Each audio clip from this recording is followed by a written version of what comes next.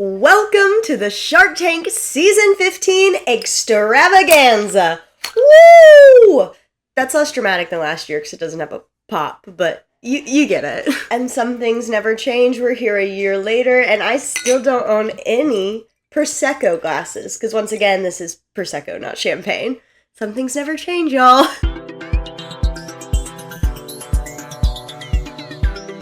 Welcome back to The Max Reality. If you've seen my face before, then you know the drill, but if you're new here, I love talking all things reality TV, especially the show Shark Tank, and that is why we are gathered here today to celebrate the end of Season 15. If you've seen my Extravaganza video from last year, you know what's going on, but if you are new here, I keep a spreadsheet with different information about the different pitches of the season, offers made, things like that, and I come to you at the end of the season to present my findings. So for each company, I track the company name, the description, the entrepreneurs, their ask, the valuation of the ask, the number of offers they were given, the sharks who made them offers, if they got a deal or not, what the deal was, and who the shark they made the deal was with. Along with that, this year I tracked which episodes each sharks were in, which gives us another fun number series to talk about. So now I will be presenting you my findings, and after that, I will be giving out some awards for some different pitches that came out this season, the wildest pitches of the season, the worst, and the best. So let's start with the numbers. Same as last year, I will have a link to go look at all these numbers in a shared Google sheet, so you can go play around, look at all the different data points at your heart's content. To start out, this year we had 88 pitches, one more than last season where we had the weird odd number because of the live episode that we will not talk about ever again. This year, out of the 88 people that pitched, 60 got a deal and 28 did not. That is 2 less people getting a deal than last year. Is that a trend? I'm just kidding. It's not that big difference. I just thought it was funny. Next up, we're going to talk about highest and lowest asked valuations, meaning whatever the entrepreneur asked for in their original pitch, whatever that valuation was, we're going to talk about the highest and lowest and if they got a deal or not. The highest valuation that got a deal this season was Psionic with the Ability Hand. They asked for $1 million for 20%, putting their valuation at $50 million. The lowest that got a deal was Glove Wrap. They asked for $50,000 for 20%, putting their valuation at $250,000. The highest asked valuation that didn't get a deal was Return Home. They asked for $2 million for 5%, putting them at a $40 million valuation. The lowest asked valuation that didn't get a deal actually had a 3-way tie between Mini Materials. They asked for $100,000 for 20%, Jay's Peanut Butter, which asked for $50,000 for 10%, and Doge, which asked for $100,000 for 20%. It's really funny that the 2 bottom that didn't get a deal just happened to be dog products. Mini Materials isn't, but Jay's Pet Butter and Doge are both dog products, and they're both kind of luxury dog products.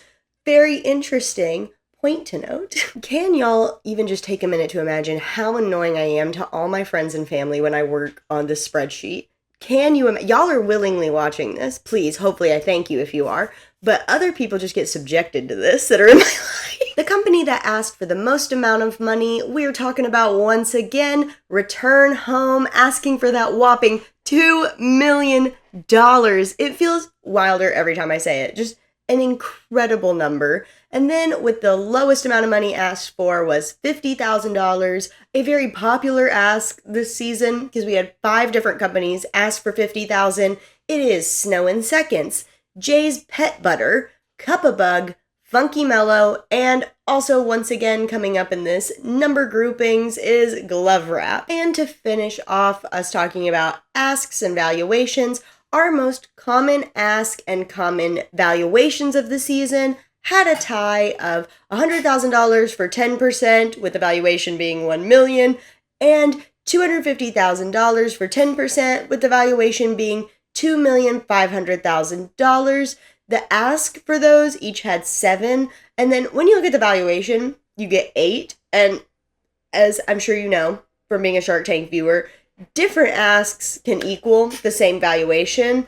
So I did separate these. I did think it'd be pretty lined up, and it almost is, but it is kind of interesting to see, the slight variation it causes because of which asks. But at the end of the day, those were the most common valuations and asks. So those lined up perfectly. I'm not going to go over the least common because there's 1, about 15, probably more times down. If you're interested in that, go check it out because it's too many. We're just talking about the most for that one. Next up, we're going to be talking more about the sharks. First up, talking about offers made. I always like to split it up between our mainstay sharks and our guest sharks because I think it's only fair. Our shark who made the most amount of offers for the second year in a row is Kevin, coming in with 27 offers. And I will give him some credit. Last year, I gave him a whole bunch of shit because he had 36 offers out of the 87 pitches that were made. So he has taken the advice and reined it in some. No, I mean, actually, 10 is nothing to snub at. We'll give him some credit. Yay for Kevin. And our shark who made the lowest number of offers is Robert. Last year it was Damon, and I will say I'm going to give some credit to Damon too because he upped his game this year. They were both in the bottom and they just switched places, but Damon stepped it up. We got to give him a little credit. He doesn't make a lot of offers, but he did try harder this year, so A for effort. Earlier, I was talking about how I tracked the number of episodes the sharks were in and that it would give us some more fun numbers. That's where this begins. I thought to try to even the playing field a little, we would create a new category called offer percentage. And how I did this was I took the number of episodes each shark was in, multiplied it by 4 because each episode has 4 pitches, giving them 4 opportunities to make an offer. I then took the number of offers they actually made, divided it by their offer opportunities, giving us the offer percentage. I hope you were still here after that math class. And while Kevin did have the most number of offers made, he was barely beaten out for that number 1 offer percentage spot. And do you know who he was beaten out by? I feel like most people wouldn't guess this. I wouldn't have guessed it. I'll give you a second. It's Barbara. Barbara had an offer percentage of 32%. Kevin was very close behind with 31. Damon was at 28. Lori at 24. Mark at 23. And poor Robert at 15. And just to know how fully and deeply of a dork I am in separating all these numbers out, with the offers, I even split it up by offers by themselves. So offers they made completely on their own, and then did a separate category, which is the one I was reading the numbers from, that includes offers they made in a group, because I personally think it's really interesting to see the sharks that would prefer to do a deal with others rather than by themselves. Like Lori, for example, only gave 7 offers by herself, but did 21 total offers. She is very much I want to be in a partnership. Same with Mark. He did 9 offers by himself, but his total was 20. So it's just something very interesting. Again, all of it is down below if you want to poke around at it. But I just think that's really fun to see, At least I do. That's why we're here. So time to dive into our guest sharks. This year we had the privilege of 5 different guest sharks. Those people were Candace Nelson, Daniel Lubinsky, Emma Greed, Jason Blum, and Michael Rubin. Our guest shark who made the most number of offers was once again Daniel Lubinsky, coming in with 5 offers. Our shark who made the least amount of offers was, surprising to me, Emma Greed. I thought she had done more, but this season she only did 2, which very much surprised me. But once again, this is why I really like the offer percentage, because there's somebody who beat Daniel out for that, and that was Michael Rubin with a 50% offer percentage. Wild to me. Daniel was behind him with 42%, Jason had 38%, Candace 25%, and Emma 17%. Now it's time to get into the actual deals made this season. Once again, starting with our mainstay sharks. For the most deals made, we actually have a tie this season between the dream team, the dynamic duo, Mark and Lori, who each came away with 19 deals, and our shark with the least amount of deals also had a tie, Between, I bet you can guess it, Damon and Robert. What's even funnier is in the middle, Barbara and Kevin also tied with 10. So the Sharks are really in sync with the numbers this season, I guess. It's very pleasing to look at. In the offers, I was talking a little bit about how I like to separate things by themselves and the groups. I also do it for this category. But a second step I take is I like to see who had the most variation of people they made deals with. And once again, our queen of making deals with other people is Lori. She made deals with 8 different Sharks. Those Sharks were Candace Nelson, Daniel Lubinsky, Damon, Jason Blum, Kevin, Mark, Michael Rubin, and Robert. She is unmatched. Kevin was behind her with 5, Mark with 4. It goes down from there. But she will always, I almost didn't do this season because I knew the answer. And then going further than that, I like to see which groups had the most amount of deals. This was another thing I almost didn't track because once again, I knew what the answer would be. And I was right because the grouping that did the most amount of deals is Lori and Mark at 5%. They love to team up together and make a deal. It'll never change until Mark, unfortunately, leaves us after season 16. It's gonna be a hard day for Lori, and we're all gonna have to keep her in our thoughts. I said 5%. I meant that they made 5 deals. Below them was Mark and Michael Rubin at 2. And then from there, it's pretty much 1. Lori and Mark are, again, an unmatched duo. As with the offers, I did a deal percentage done exactly the same way as I already explained. I'm not going to put you through 2 math lessons that are exactly the same. And our Shark that did the highest percent of deals was Barbara. Again, I feel like a lot of people would not expect that. It's a running joke in the Reddit about Barbara just going out for the most random reasons, but my girl makes deals. She has 23%, but Lori and Mark are not far behind her, both with 22%. Then we have Damon and Robert following, both with 15%. And unfortunately, at the very bottom, we have Kevin, Mr. Wonderful, at 11%. Now it's time to talk about the deals our guest Sharks made. Tied for the number 1 spot for deals is Daniel Lubinsky and Michael Rubin, and tied for the least amount of deals is Emma Greed and Jason Blum at 2. Then we have Candace smack dab in the middle at 3. Honestly, pretty good even score, but somebody has to come on top, somebody has to come on bottom. That's the way it goes. But once we take a look at the deal percentage for our guest Sharks, we see a little bit of a clearer picture of the numbers.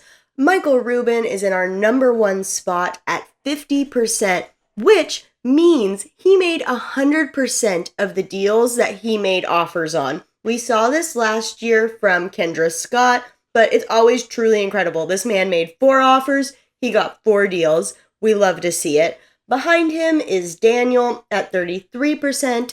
Candace Nelson and Jason Blum actually tied at 25%, and in our final spot is Emma with 17%, which again, if I didn't do this numbers, I would never have guessed that. I never would have put Emma in the bottom, just because, I don't know, I just feel like it would have been more. I don't have any good reasoning for that. I should, but I don't. Now that I have subjected y'all to a math lesson and all the numbers that I love putting together and I think are so fun, we will get into my personal awards for this season. That is Wildest, Worst, and Best Pitches.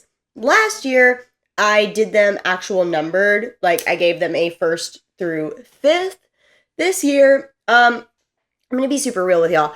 I wasn't planning on making this video again. I did it last year. I wasn't super hype about it. It didn't do super well, mostly because I really wasn't posting super regularly, and I wasn't posting as good of content as I currently am.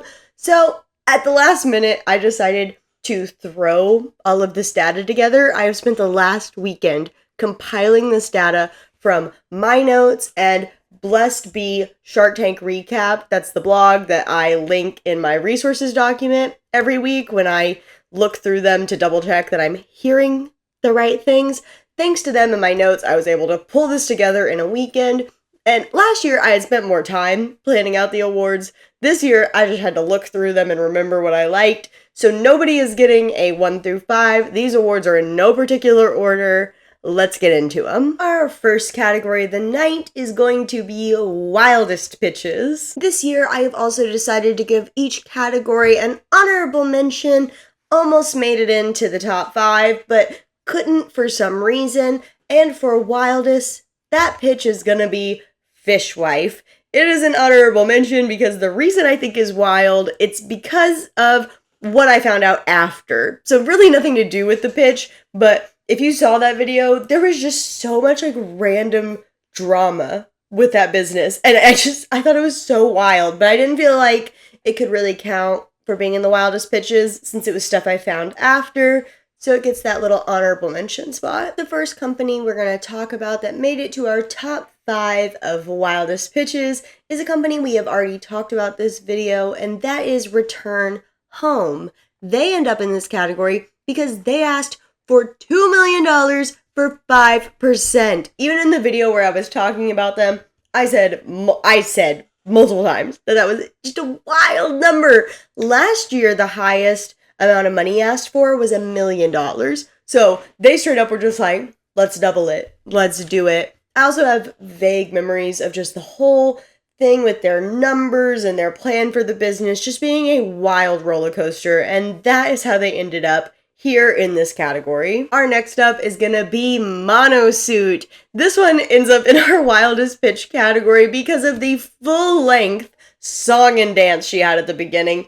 I already said it. I was a huge fan of it. I love it. I think about it every couple of weeks. Monosuit, Monosuit, Monosuit. I turn ocean plastics into monosuit, monosuit. But that doesn't make it,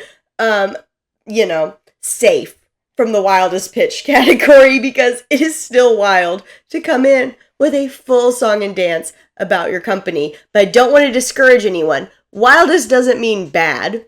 That was fantastic. I loved the Monosuit pitch. So keep doing it. Keep giving it to us. Next in this category, we're going to talk about Air Boss's Crap Strap. I feel like that alone, that name for that product, should be enough to put it in the Wildest category. But having Mark come out and test it out, the entrepreneurs themselves, it was just such a fun little roller coaster. Wild time, but loved every minute of it. Next in Wildest is Doge for coming in with those baked little desserts and being like, oh, look how pretty. And all the sharks are being like, oh boy, can't wait to eat them. And then their dog food. That whole business still, just a wild concept. Like, again, we talked about it at the time, but I am a wild dog person. Should be the category for that, but I just can't. I can't put it together. Wild business. That is how they ended up in our Wildest Pitch category for just being a wild concept. And our final pitch that made it into the Wildest Pitch category is Mama Sing My Song for bringing Damon's wife and child hostage. As part of the pitch, I'm still not over just them coming in with their wife and child and never explaining it. I think that's what made it more wild. If they had been like, oh, we know Damon's wife because we've reached out to her to be an influencer or whatever. Any explanation would have made it. It probably still would have ended up in this category if we're just going to be 100% transparent, but I still want an explanation to this day, because just so weird, super weird and wild. Our next category is Worst Pitches. In the honorable mention spot, it is going to be the Murder Mystery Company. The main reason that they're in the honorable mention spot is a lot of the reasons I don't like that pitch is for things I found out after. So very similar to Fishwife. Multiple people on the Reddit and then the Glassdoor reviews, and even a couple people commented on that video saying they worked there. And I just wasn't about it. I also didn't like that even though it was an older company that was on, we didn't really get a lot of history of what he'd been doing. We only got talk about the last couple of years, and they usually do that with those older companies. And again, like I said then, maybe they did and it was edited out, but I don't like that. I would like to know but mostly it's all the stuff I found out after that put this into the worst pitches category, but honorable mention since it was after. The first pitch we're going to talk about that made it into the top 5 of worst pitches is one from the most recent episode of Shark Tank, and that is Mosh brain bars. They were the health bars that were supposed to improve your brain health that were pitched by Arnold Schwarzenegger's ex-wife and their son. I didn't like it in any form or fashion. Number one, seeing these very, very affluent people coming in asking for money and taking a spot from somebody who actually needs money, very annoying to watch. Then seeing all the sharks not do any of their normal things they'd like to do, any of the hard-hitting type questions they'd want to ask, super annoying to watch, and hated that this was in the finale episode and it was the first pitch of the finale episode. I'm not going to let that go for a while, most likely. I've held a grudge about the first live episode from last season this long. I can hold a grudge about this one. You trust me. Next up for worst pitches is Sheffy. That whole pitch was such a mess. And then after, the way he was talking to people on Reddit, the guy just felt so arrogant, and the whole thing was just a mess. I don't have a better way to put it than it just like, it made that face when I was watching it. It just was, hated it. Hated every minute of it. Wanted to forget about it. Honestly, kind of did. Was so glad I was scrolling through all the people because I had definitely started to try to black that one out. Next up for worst pitches, we're going to talk about Fly with Wine. This was another one that just bothered me so much. They had an issue where their manufacturer was kind of tied in to their whole business functioning. That, aside from their numbers and the product itself, just all of it compounds together and puts it in one of the worst pitches that we had to see this season. Next up, we have another very recent product, and that is Robo Burger. Hated that pitch. Hate that they got a deal. Everything about it just made me so annoyed. I honestly just don't even have words. I really didn't like that one. And I just still don't know why they got a deal. The world may never know. And last in our worst pitches category, we have Dating by Blaine. If I was ranking them this season, I probably would put this at number 1. Not probably, 100% would. This pitch, every single minute of it, made my skin crawl, made me want to she was the one. Quick refresher, if you want more, go watch the episode. But she comes in and just can't negotiate. Number one, she's selling a dating course. That's a whole other discussion about people selling courses. But that's number 1. Number 2, the big thing that pissed me off about her was her logo. That looked like somebody freehanded it on Microsoft Paint 10 minutes before she came in. And then her just not being able to talk. Barbara made her deal for her because she was just I don't know, I want Mark. Mark is my special shark. Mark? I'm dying to know if that deal went through. That is one of the ones I would just do anything. Did you seriously make a deal with her? Did that paperwork go through? Really? And finally, the best category, literally, best pitches. In our honorable mention spot, we have K3 shooting bans. The pitch had its different issues, and that's why I felt like I couldn't actually put it into our top 5. But I'm still just so impressed that this person applied for the show every single 15 times to get on the show. That is a type of resilience and pursuit of goals that I wish I had. Incredible. I couldn't have a wrap-up season without talking about K3 shooting ban because it's a remarkable thing to apply that many times. I can't knock it. The game is real. She made it. She got a deal. She had to be here. The first company that we're going to talk about that made it into our top 5 of best pitches is Psionic, the ability hand. I just thought I thought it was a good pitch. I feel like this was a very unpopular opinion. I almost didn't want to put this one in my bracket because I feel like a lot of people won't like his numbers. But like I said at the time, he is developing a health technology. And at the end of the day, I spent a lot of time looking at different people who had used it and reviews of people who were really excited about it and talking about what an innovation this actually was. And I feel like we don't get enough stuff like that on Shark Tank that's just truly like a tech innovation. Yes, there is an issue about the numbers, and I think even in that video I might have talked about like this could almost pose an argument for making a whole separate show for businesses like this that are very like cash intensive because they take a lot of research and development.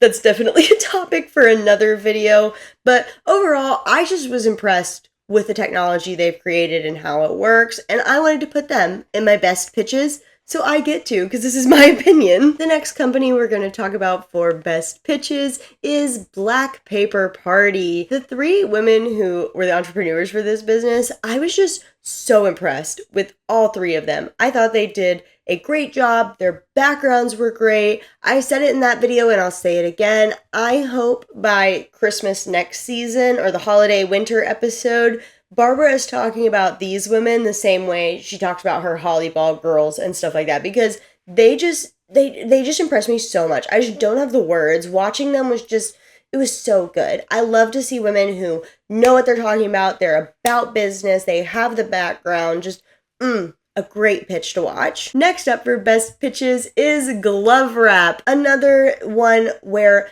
they actually knew the numbers, and it was even more impressive that he knew the numbers because it was a child. This was pitched by two kids and their dad, mostly the son.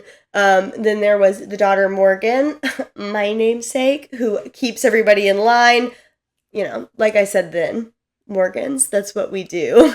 But that one, I was just so impressed. Like, this kid knew his number better than the majority of adults this season. Like, the way he just spit out every number they asked. He was ready, he was prepared, and we love to see it. And that's why they got a deal. They came in with a reasonable ask valuation, they were flexible, they knew what they were talking about, and that is how you get a deal. So great for them, and that is why they are on our best pitches list. Next up for best pitches, we have to talk about Yum Crumbs. Not to be Mark, who always just like, for anybody who does like door knocking and all that, but, I mean, he's right. It is very impressive to see somebody who makes a product and really goes out there and just tries to sell it. If you don't remember, they literally just went to bakeries being like, hey, you should put this in your product. We'll do wholesaling. They really worked hard to build their different clientele and business, and I was just super impressed by that. And they had to be in this category. It is also one I'm very much still wanting to try, but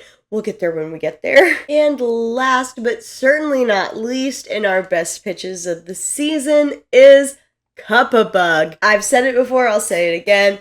I just love a very simple invention that solves a problem. Loved it. I loved the kid who was the entrepreneur. I say kid, I think he was in his 20s, but still, everything about that pitch just warmed my heart. And as I said then, and I'll say it now, that pitch is what is like the gold and the heart of Shark Tank, and we need more of it because it was just so good. It was so good. I truly don't have the words. He knew what he needed. He knew his numbers. Great simple product. Just literally every single thing you need for a great Shark Tank pitch. Again, I probably should have just given numbers, but if I was giving numbers, I probably would give this number one. Maybe, loosely. And that, my friends, for the final time this season, is a wrap on Shark Tank Season 15. Overall, I really did like the season. I do have complaints. I think my complaints are similar to other people's complaints. Number one, I am really tired of seeing these companies come in that have a bunch of different investors already. They have no flexibility in the offer they're making. It's just not interesting. It's not fun to watch. I personally would like to see more companies, like I was talking about a minute ago, similar to Cup-a-Bug, where it's a simple product, they know their numbers. I think there's more room for that. I think sometimes sharks feel like some of these smaller offers are boring, but sometimes they're fun to watch. There were a lot of like smaller offers that just don't end up getting talked about in this sort of thing, but that I did like watching throughout the season. I was kind of accidentally tangentially talking about this in another video completely unrelated to this, but I do feel like it's a trap with a lot of reality TV now where they feel like they need to give us so much drama when they don't. We just want a good story. Episodes like Hum Viewer, I still think about. Like, that was a very simple, just very niche, fun product. Stuff like that. I Want to Draw a Cat from You, pulling super far back. I just wish we could get more of those businesses back and less of these weird tech ones. And I think that goes into my point earlier of like, I think there is an argument that we almost need another show for some of these more techy products that might need more research and development and money thrown at them. Again, that's kind of a whole separate conversation. But as far as Shark Tank goes, I feel like because of the audience that they've grown throughout the history of Shark Tank, I just wish we could get more back to the roots of Shark Tank with businesses. Again, I'm just going to keep saying it, like Cup of Bug. That's just the easiest one for me to go back to. But any of the ones in the top, except for Psionic, they are the oddball out, could be categorized as that. Like Glove Wrap, Yum Crumbs, Black Paper Party, all very much like that. And I think we can get more of it. I think we can get more of it. I am also in the same camp as some other people of feeling like it's time for some more shark shakeup. I love our mainstay sharks. I love each and every one of them very, very dearly. But, you know, a lot of them have been here 15 years. Some of them less than that. But still, that's a long time to be investing in all these different companies. And I'm not saying we even need to get rid of them, but maybe just infuse more guest sharks more often. All of the guest sharks were only on either 3 episodes or 2 episodes out of 22. And I mean, they're all spread out because each guest shark, there's only 1 per episode.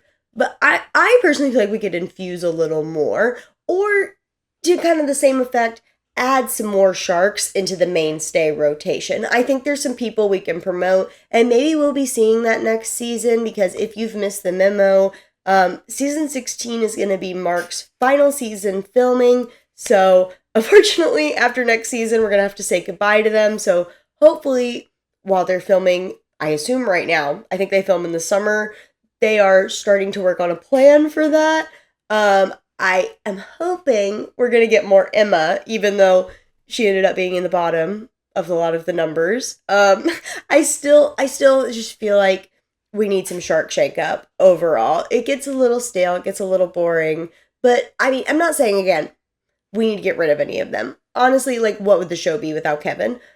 But I don't know. I just feel like I think we need some more variety. I'd love to hear your thoughts and feelings about all that. And before we go, we can't end a Shark Tank video this season without taking a minute to talk about Stealth Bros & Co. But today, we're not going to talk about any of their products. I actually want to talk to you today about the Stealth Bros & Co. Support Fund. If you've watched my videos before and you heard me talk about Stealth Bros & Co., they were from season 14 of Shark Tank. The company was founded by trans man Braxton, and they make DOP kits and different accessories to help store medical supplies and things of that nature. When Braxton first started the business, he was doing so to help earn enough money to do his top surgery, and once the business started growing, he realized that they could really help others, and that is what started the Stealth Bros & Co. Support Fund. Each year, Stealth Bros & Co. awards somebody or multiple people funds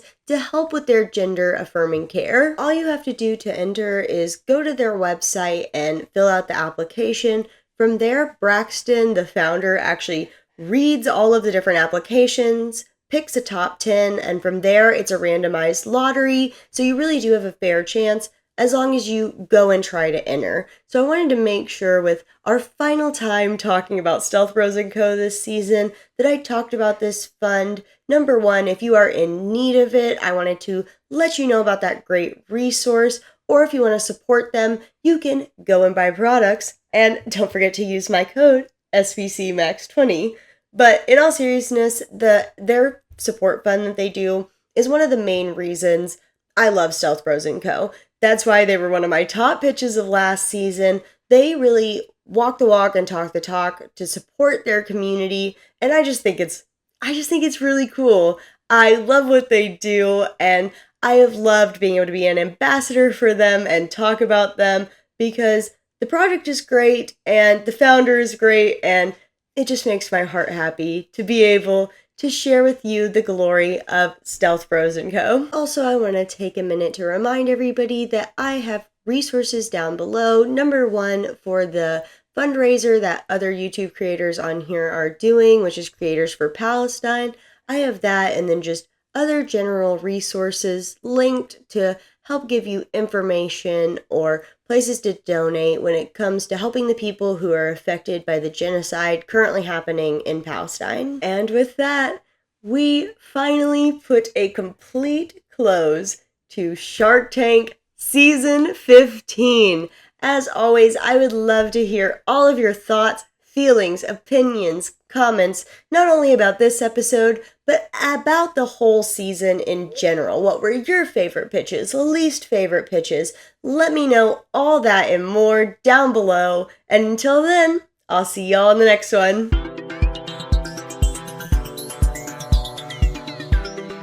Lori and Damon have been talking, and they want to offer him the 100. See, I want it to be 100. He's been going hard on social media. He's been making connections with builders, designers, and high-end and on top of that, and they have 2,000 immersioneers. Shit. Our first category, I did it again! And that, my friends, is a wrap on Shark Tank Season 15, Episode 16. Right? No.